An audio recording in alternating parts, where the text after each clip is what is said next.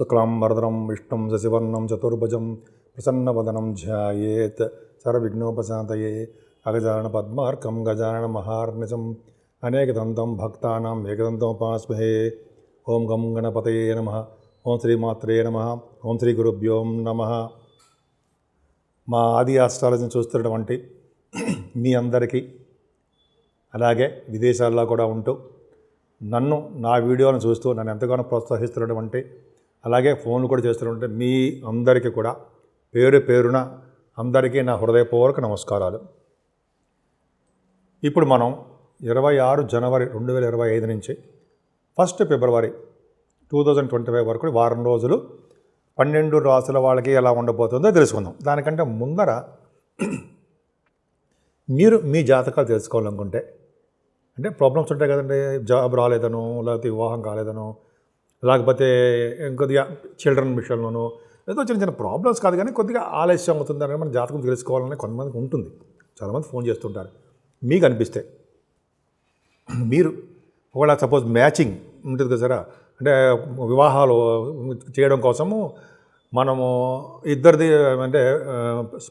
జాతకాలు చూస్తాం కదా, అంటే అబ్బాయిది అమ్మాయి జాతకం. మీ జాతకాలు చూడాలనుకుంటే మీరు నా ఫోన్ చేయొచ్చండి.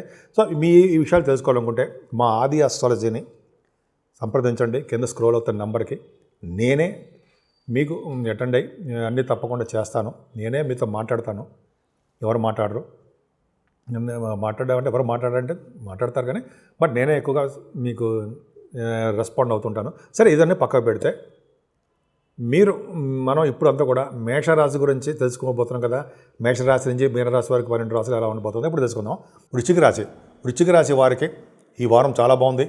మీ రాశిని గురుడు చూడడం వల్ల మీరు అనుకున్న టార్గెట్స్, గోల్స్ రీచ్ అయిపోతుంటారు. కొద్దిగా మీకు సీక్రెసీ ఉంటుంది, కొద్దిగా కోపం ఉంటుంది. అయినప్పటికీ మీరేం భయపడాల్సిన అవసరం, బాధపడాల్సిన అవసరం అంతకన్నా ఏమీ లేదు. పైగా మీకు రావాల్సిన సంపదలు, లేకపోతే సపోజ్ మీరు డబ్బులు లేకపోతే లోన్ కోసం అప్లై చేస్తే ఆ డబ్బులు, కష్టార్జితము ఇవన్నీ మీకు రాబోతున్నాయి. అలాగే మీరు పాటలు పాడుతుంటారు, ఆ పాటల్లో కూడా గొప్ప అదృష్టం కలగబోతోంది. రవి బుధులు కాంబినేషన్ మీకు బాగుందండి. గురుదృష్టి కూడా ఉంది. అంటే మీరు చేస్తున్న వ్యాపారం కానీ బిజినెస్ కానీ బాగుంటుంది. ముఖ్యంగా ఎందుకంటే ముందర రవి బుధుల కాంబినేషన్ కాబట్టి తమ్ముళ్ళకి, చెల్లెళ్ళకి బాగుంటుందండి. సోదరిమణులు మంచి యోగంగా ఉంటారు, సక్సెస్ఫుల్గా ఉంటారు. మీ కొత్త ఆలోచనలు కార్యరూపం దాలుస్తూ ఉంటాయి. సక్సెస్ విజయవంతంగా ఉంటారు. ధైర్యం అధికంగా ఉంటుంది. మీకు ముందంజలో ఉంటారు. భయపడే శక్తి, భయపడే భయము ఏమీ లేదు మీకు. చాలా బాగుంటారు. కానీ ప్రయాణాలు చేయవలసి వస్తుందండి. మీరు ప్రయాణాల్లో సౌకర్యము, శుభము, సంతోషం కూడా కలుగుతూ ఉంటాయి. అలాగే 4th భావంలో శని తప్పు కదా, తప్పే. పైగా 12th హౌస్ లార్డ్ 4th భావం, సప్తమాధిపతి 4th భావం. ఫారిన్ కంట్రీస్ వెళ్తారు. ఖచ్చితంగా వృశ్చిక రాశి వాళ్ళకి అవకాశాలు ఎక్కువ. ఫారిన్ వెళ్ళడానికి యోగ్యత కలిగి ఉంటారు. మీరు ఫారిన్లో సెటిల్ అవ్వాలని, ఫారిన్లో మీ ఉద్యోగం చేయాలని, మీకు కోరిక నెరవేరుతుంది, మీ పిల్లలతో గడపాలని అనే కోరిక శని శుక్ర వల్లనే ఖచ్చితంగా కలగబోతోంది. సరే, అర్ధాష్టం శని ఇస్తాడు, కొద్దిగా డిలే చేసేస్తూ ఉంటాడు. మీ మదర్ గారి యొక్క ఆరోగ్య పరిస్థితి కొద్దిగా జాగ్రత్తగా చూసుకోవాల్సింది. తల్లిగారి ఆరోగ్యము జాగ్రత్తగా చూసుకోండి. మీరు చదువులో కూడా వెనకబడిపోతూ ఉంటారు. కొద్దిగా చదువు మీద శ్రద్ధ వహించండి. ఆరోగ్యం పట్ల కూడా శ్రద్ధ వహించాలి. ఏదేమైనా పంచమ స్థానంలో శుక్రుడు ఉన్నాడు కదా, సప్తమాధిపతి పంచమంలో ఉన్నాడు, 12th హౌస్ పంచమంలో. అంటే ఏంటంటే పుత్రికా సంతాన యోగం కలగడానికి అవకాశాలు ఎక్కువ. శుక్రుడు పంచమంలో ఉన్నాడు కాబట్టి సినిమా రంగంలో, పరిశ్రమలో ఉన్న వాళ్ళకి మంచి ఆదాయము ఎక్కువ. అది బాగుంటుంది, చాలా బాగుంది కదా. అదే శుక్రుడు అద్భుతంగా యోగిస్తూనే ఉంటాడు. అలాగే కొంతమంది మీ దాంట్లో చాలామంది స్టాక్ మార్కెట్ ఉంటారు కదా, స్పెక్యులేషన్ అంటాం కదా, షేర్స్, స్టాక్స్ ఏదో అంటే లాంగ్ టర్మ్ ఇన్వెస్ట్మెంట్, వాటిలో కూడా ఆదాయం ఎక్కువ. ఇలా చెప్పుకుంటే లేకపోతే పంచమ స్థానం పర్ఫెక్ట్గా చాలా బాగుంది. ఒక్క రాహు ఉంటే చాలా ఇబ్బంది కలిగించేవాడండి. ఎగ్జాల్టేషన్ ఉన్న శుక్రుడితో రాహు ఉన్నాడు కాబట్టి మీకు ప్రయాణాలు చేయిస్తూ ఉంటాడు. నీటి ద్వారా ప్రయాణాలు ఉంటాయి, మీకు తప్పవు. విదేశ పర్యటన చేయడానికి అవకాశాలు ఎక్కువ. ఏదేమైనా శత్రు భయం కూడా ఉంది. అనారోగ్య సమస్యలు మీకు వెంటాడుతూనే ఉంటాయి. అయినప్పటికీ మీకు ఏంటంటే ఈ వారంలో కూడా మీకు శుభకార్యాలు, వివాహాలు శుభకార్యాలు సెటిల్ అవ్వడము, భార్యాభర్తల యొక్క అనురాగం పెరగడము, మీ చేస్తున్న భాగస్వాములు, మీ వ్యాపారంలో భాగస్వాములు బాగుండము, మీ చుట్టూ ఉండేటువంటి మీ వాళ్ళు ఫ్రెండ్స్ మీకు సపోర్ట్ ఇవ్వడము, ఇవి చాలా బాగున్నాయి. కానీ అష్టమ స్థానంలో కుజుడు తప్పు. 6వ ఇంటి వాడికి అష్టమంలో బాగున్నాడు, కానీ అష్టమ స్థానంలో కుజుడు యాక్సిడెంట్స్ని ఇస్తుంటాడండి. దాని గురించి విపరీతంగా భయపడాల్సిన అవసరం లేదు. గురుబలం మీకుంది. సో చిన్న చిన్న యాక్సిడెంట్స్, చిన్న చిన్న ప్రాబ్లమ్స్, లేకపోతే చిన్న చిన్న లా సంబంధించిన రిలేటెడ్ ప్రాబ్లమ్స్ ఇవి ఇవ్వడానికి అష్టమస్థాన కుజుడు దోషకారకుడు అవుతాడు. అంతేగాని మీరు రియల్ ఎస్టేట్ రంగంలో ఉన్న వాళ్ళు కూడా మీరు బిజినెస్లో బాగా రాణించలేకపోవచ్చు. కానీ మీ రాశియాధిపతి భాగ్యాధిపతికి గురుదృష్టి ఉంది కాబట్టి మీరు విదేశాలు వెళ్ళడానికి చదువు రీత్యా, బిజినెస్ల రీత్యా విదేశాలు వెళ్ళడము, లేకపోతే అక్కడ బిజినెస్లు చేయడం జరుగుతుంది. ఇంకా చెప్పాలంటే మీకు కాశీ వంటి క్షేత్ర దర్శనం అంటారు కదా, గంగా స్నానం అని, పీఠ శక్తి పీఠాలు అంటారు కదా, జరగడానికి అవకాశం ఉంది. ఏదైనా మీ ఉద్యోగంలో మార్పు వస్తుందండి. ఉద్యోగంలో భద్రత తక్కువ, ఉద్యోగంలో మీరు కొద్దిగా ప్రమోషన్స్ రావడం తక్కువగా ఉంటుంది. కొంతమంది ఉద్యోగాలు పోవచ్చు, లేకపోతే ఉద్యోగాలు రాకపోవచ్చు. అయినప్పటికీ ఆ రవికి గురుదృష్టి ఉంది కాబట్టి ఉద్యోగంలో స్టెబిలిటీ ఉండడానికి అవకాశాలు ఎక్కువ. ఏదేమైనా లాభస్థానంలో కేతు ఉన్నాడు, ఆ కేతువే గురుదృష్టి ఉంది కాబట్టి మీరు చేస్తున్న వ్యాపారాలు, ఉద్యోగాల్లో కూడా ఉన్నతంగా రాణించడం, ప్రమోషన్స్ రావడము, అలాగే మీకు లాభాలు రావడానికి అధికంగా ఉండడము, మీ అక్కయ్యలకి అన్నయ్యలకి చాలా బాగుండడం జరుగుతుందండి.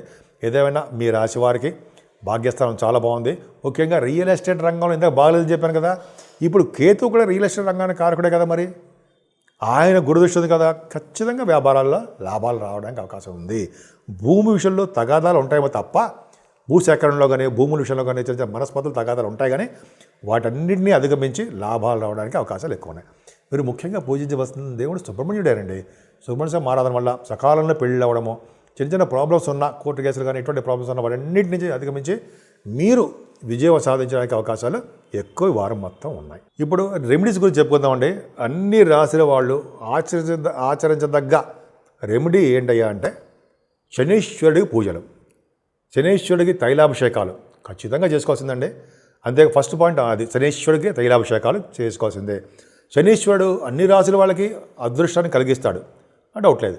కానీ ఆయన యొక్క బ్లెస్సింగ్స్ చేయాలంటే ముఖ్యంగా శనీశ్వరుడు ఎవరికి ఫేవరబుల్గా ఉంటాడంటే పెద్దవాళ్ళకి సేవలు చేసుకున్నా, పెద్దవాళ్ళకంటే తల్లిదండ్రులని అర్థం వాళ్ళకి, అలాగే బీదలకి, ముసలి వారికి అన్నదానం కానీ వస్త్రదానం కానీ డబ్బు సహాయం కానీ చేసుకున్నా వాళ్ళకి శనీశ్వరుడు బాగా యోగిస్తాడు. గోసేవ చేసుకున్న వాళ్ళకి శనీశ్వరుడు ప్రభావం తగ్గుముఖం పడుతుంది, బ్యాడ్ ఈవెంట్స్ తగ్గుతాయి. అంతేకాకుండా ఈ వారం మొత్తం కూడా పూజించవలసిన దేవుడు అమ్మవారు. అమ్మవారి యొక్క ఆశీస్సులు ఉంటే అన్ని రంగాల్లోనూ ముందంజలో ఉంటారు మీరు.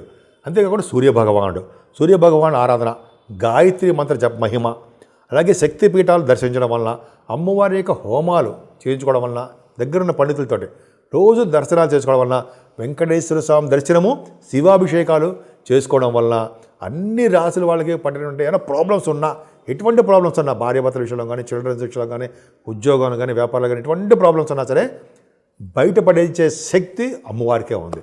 సో అమ్మవారి యొక్క ఆశీస్సులు, సూర్యభగవాన్ యొక్క ఆరాధన, శివాభిషేకాలు చేసుకుంటూ ఉండడం వలన మొత్తం 12 రాశుల వాళ్ళకి కూడా సుఖ సంతోషాలతో ఉండడానికి, వాళ్ళు అంతకన్నా ఏ పని చేసినా సరే ఆ పనిలో నిమగ్నమయ్యి విజయం సాధించడానికి అవకాశాలు ఎక్కువ ఉంటాయి. సో మీ అందరికీ కూడా ఈ 12 రాశుల వాళ్ళకి అన్ని రంగాలను ముందంజలో ఉండాలని నేను మనస్ఫూర్తిగా కోరుకుంటున్నాను.